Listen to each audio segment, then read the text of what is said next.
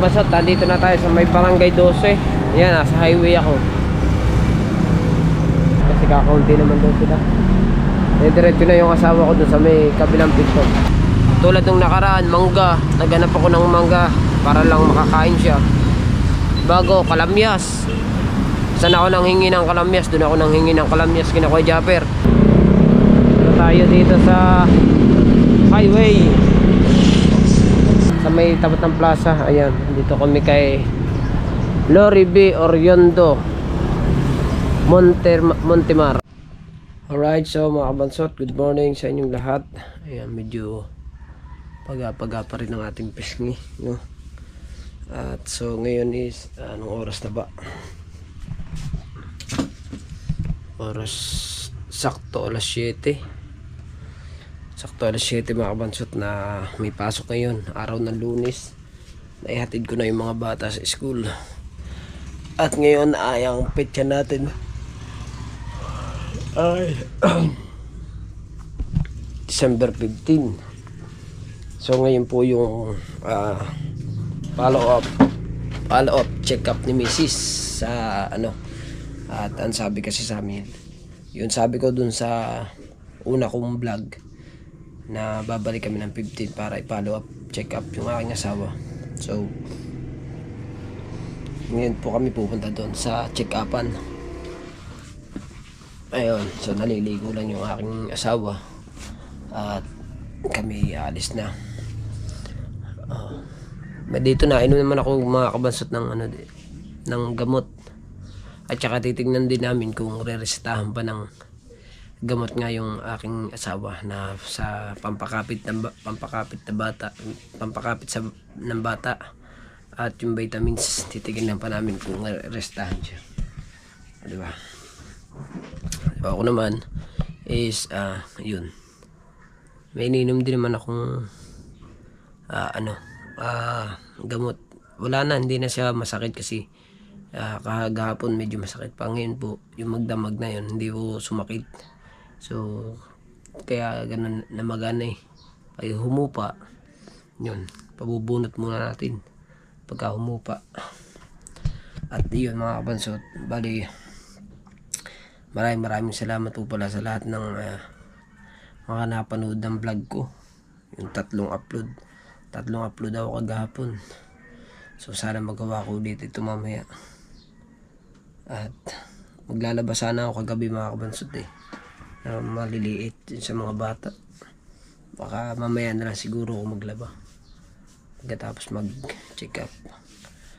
Dek mola. Konti-konti mo nang ating lalaban yung sa mga bata mo na sumunod yung sa aming mag-asawa. At sumunod yung mga punda. Yun. Kasi nagpalit din kami ng mga punda ng una namin kasi gawa nga ng akala namin dito matutulog sina Kuya B-Boy, sina Kuya Sunny. Hindi na matsuwaray dito sa amin kaya nagpalit din kami ng punda. Kahit kapapalit pa lang nun, pinalitan na ng bago. Saya sobra effort ng aking asawa. At dun pa kami natulog sa ruksako. Di walang tao dito nung isang gabi, nung 13. Walang tao. Ayaw mga kabansot, i-update ko kayo. May lang na konti pagtapos maligo ng aking darling. At maraming salamat po pala sa lahat pala ng mga ninong at dinang ko dyan. Thank you sa solid supporters po ng Team Bunggong. Thank you kay Kuya Japper. Sa lahat po, hindi ko na po kayo may isa. Basta thank you po sa suporta. Right, update again. Alright, so mga basot, let's go na. Sa center. At ako'y nag-face mask ako. Kasi, pagama ng ngipin. Ikaw mag-face mask ka rin. Tara na. Kasi, pagama ng tiyan.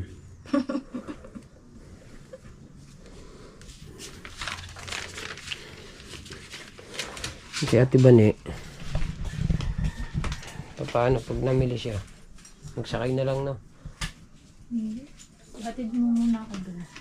Ihatid muna kita dun. Hatid. Gamit yung number. Gamit ka muna. Paano nga kung wala ng number ka? Bibigay mo ako. Papatay natin ang ilaw. Yan, dumilim.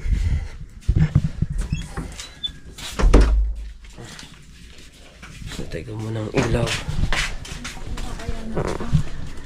Ha?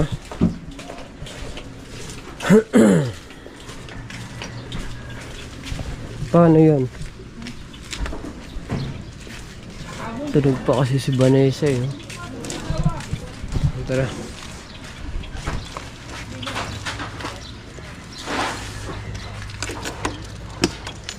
Update ko na lang kayo mga kabasa pag nandun tayo sa ano, sa Emmanuel.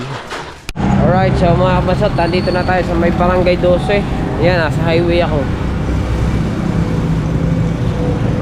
Sa highway tayo. At nandito tayo sa Emmanuel Medical. Emmanuel. At yung aking misis ay nasa loob na. At hindi namin alam kung kukuha ng number. Bali, ano na lang si Tibane. Ihatid ko muna yung motor kasi gagamitin doon ni Ate Bane. Dahil nga mamimili siya ng ano, mamimili siya ng paninda. Kung saglit lang sila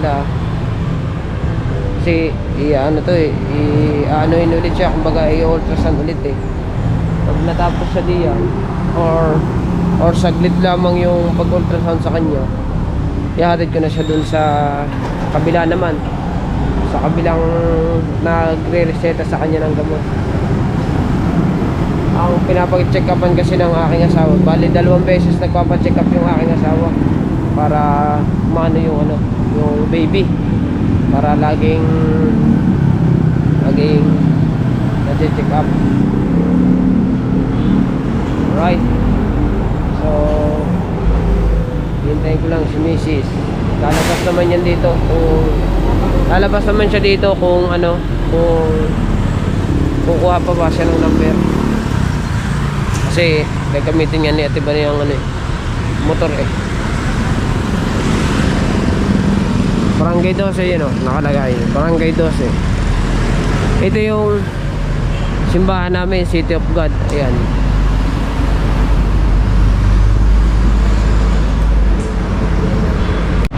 So hindi na pala kukuha ng number mga kapatid kasi kakaunti naman daw sila. Diretso na yung asawa ko dun sa may kabilang pinto. Bawal kasi bawal mag-vlog sa loob, zero kare. Kaya dito lang nga tayo sa labas.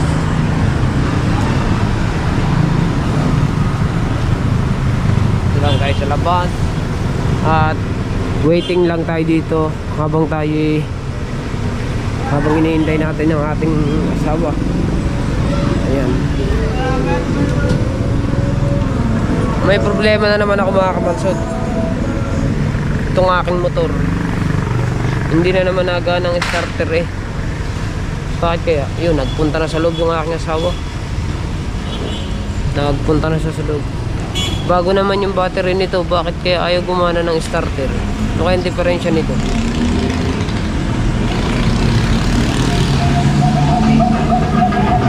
Aba.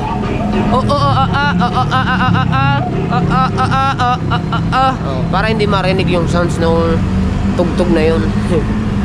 Mga tricycle kasi may mga sounds din eh. Para hindi halata yung ating pisngi na pag nag-face mask ako. O, di ba? Paga talaga eh.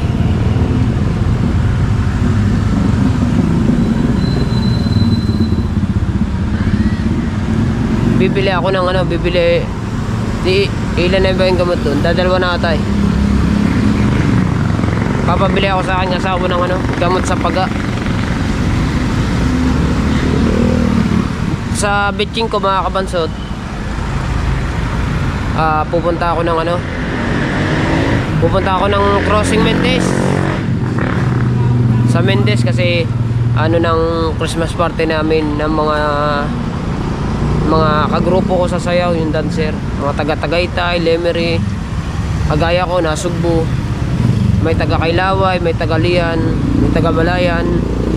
Dati magpupuntahan doon sa may Mendez. Iba-vlog natin yung mga kabansot. Sayang yung mga ano, sayang yung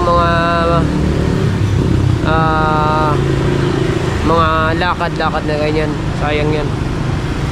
Siyempre gagastos kayo, mamamasahe ka, kaya kailangan mo mag-vlog para mabawi mo yung nagastos mo.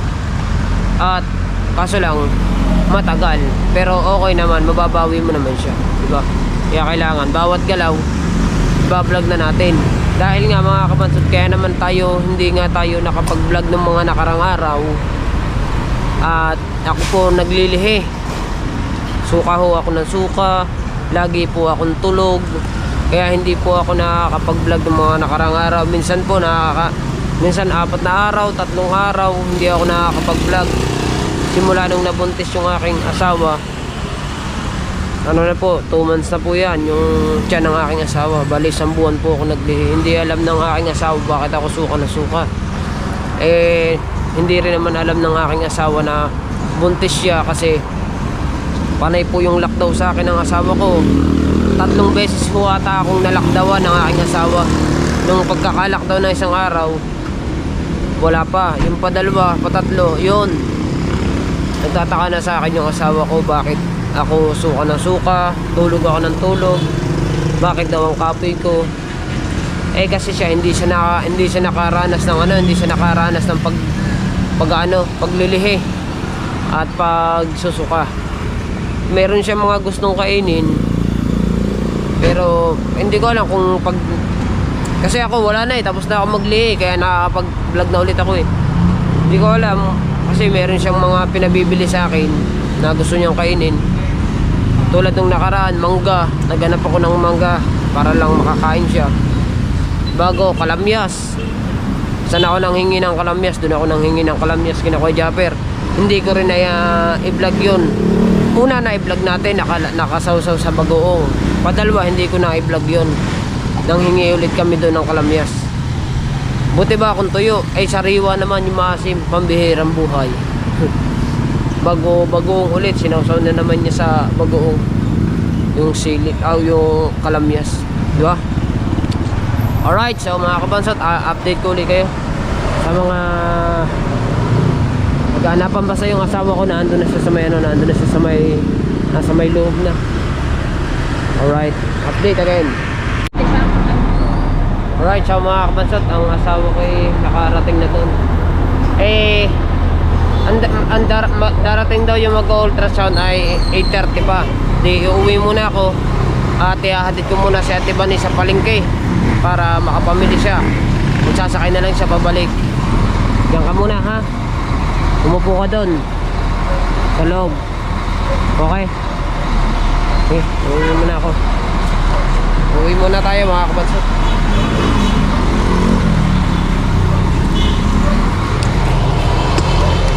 At ihatid ko lang si Ate Bani sa palengke.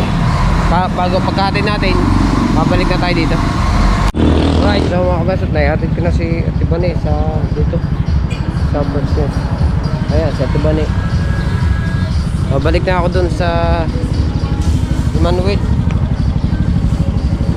Yeah. Babalik na ako para Manilala.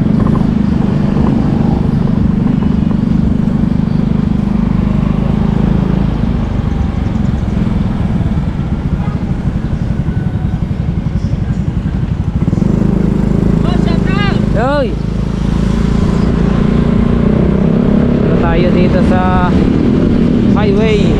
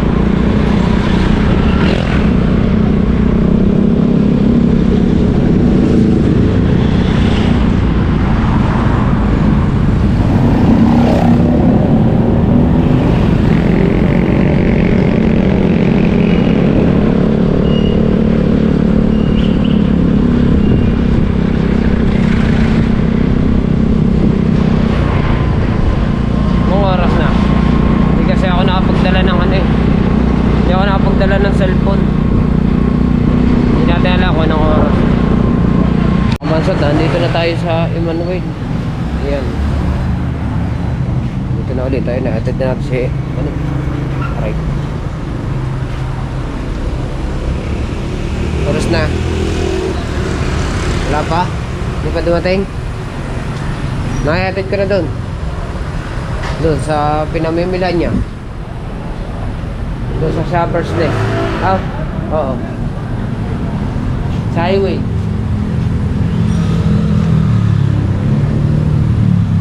Diba? So, relax lang muna tayo dito habang naghihintay tayo. Uupo muna tayo. Diba mga kabansot, nandito kami sa tapat. Sa may tapat ng plaza. Ayan, dito kami kay Lori B. Oriondo Montemar. Ayan, dito. So hindi agad kasi sinabi ng ano, hindi kasi agad sinabi nung mag-ultrasound na ano pala sila, na hindi makakapasok kung may emergency, kaya hindi na ultrasound yung aking asawa. Kaya pumunta kami dito para sabihin na kung pwede bukas na lang yung ano, bukas na lang magpa-check up, kasi nga hindi nga po pumasok yung mag-ultrasound dun sa Emmanuel.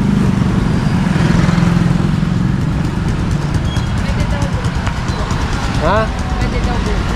Pwede daw bukas. Bukas na lang.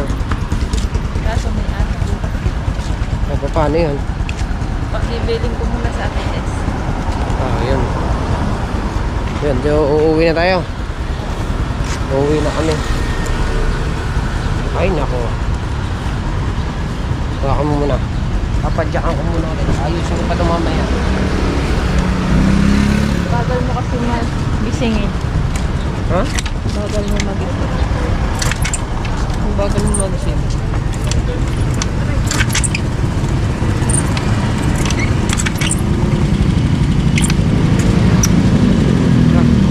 Ano? Ayos Nasa na. ka? Let's go. Alright, so nandito na tayo. Sa tangipin ko pagka naaano sa hams. Nakakalog. Wala na eh, sumakit na naman. Pambirang buhay. Relax muna tayo. Papahinga ko muna itong aking ngipin. Ipapahinga muna natin.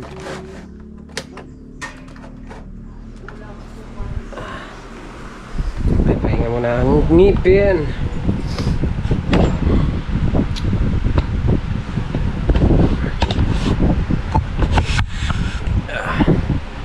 Relax muna.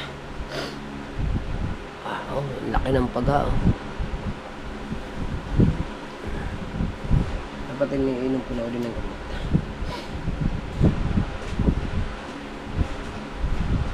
Dapat bumili ako ng ano, gamot. Gamot sa paga. Ha? Naman tumalab? Sa paga, idong pinal. Ano mo nakero? Pag nahahams.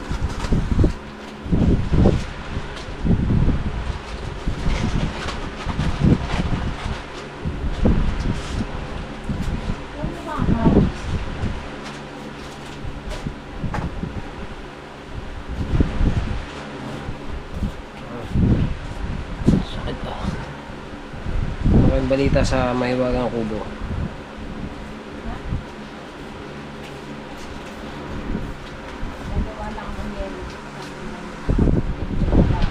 Ha?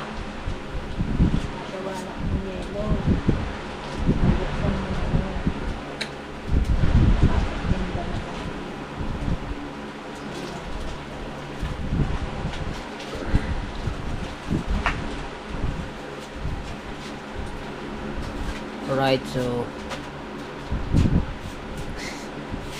sama ng mukha ko at tabingi eh. Saka ang dami mong nakain. Ha? Ang dami mong nakain. Minudo lang. Minudo lang ang kinain ko dun, tsaka Shanghai. Yun.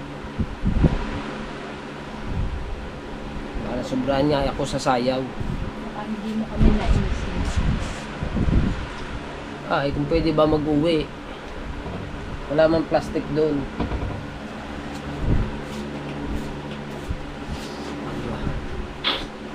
Pahinga muna konti. Pagka na na 8. Right, sabi ng asawa ko, mabanso pag dalawa ako maglaba. Kaya papalaundry na lang yan, dalawang yan. Laundry. Ito mga kumot. Ito mga damit. Papalaundry na lang namin yan.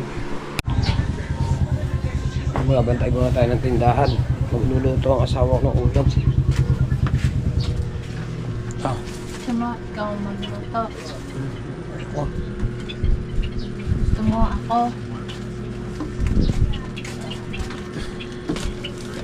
Gusto mo ako.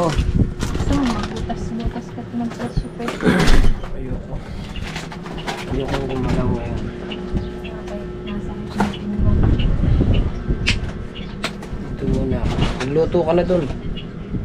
Last dish na pala. Sundo na pala ako maya-maya. Kiss. Kailangan daw i-kiss daw to. Tula. Sasalang ko naman sa pressure cooker. Ano ba yun? Sinigang? Bo?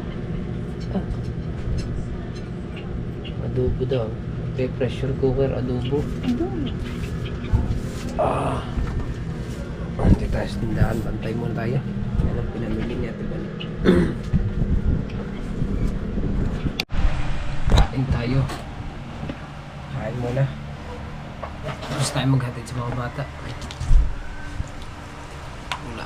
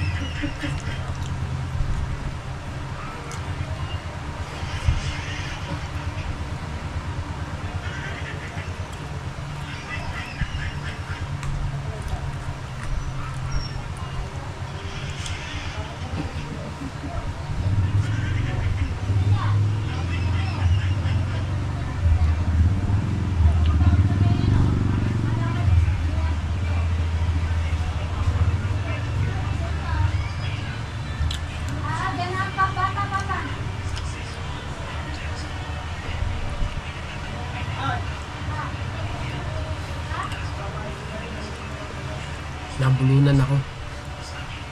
Inom mo na, inom.